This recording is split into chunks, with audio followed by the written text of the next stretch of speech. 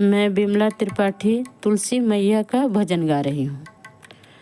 आंगनैया बीचे तुलसीला गाद हरी, आंगनैया बीचे तुलसीला गादी हरी, आंगनैया बीचे तुलसी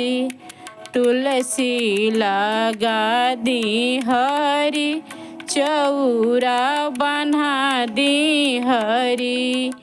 तुलसी लगा दी हरी, चौरा बन्हा दी हरी।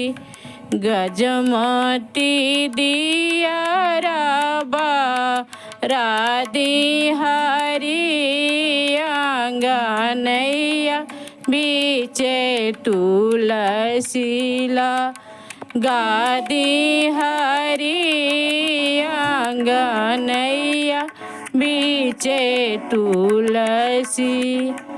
जे हमरा तुलसी के पूजा करी है रामा, जे हमरा तुलसी के पूजा करी है राम, उनके बहुत फल पई है हरी, आंगनैया बीचे तुलसीला गादी हरी, आंगनैया बीचे तुलसी।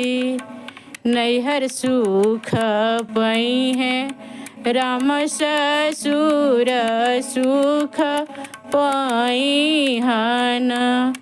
नैहर सुख पई है, ससुरवा सुख पई है राम।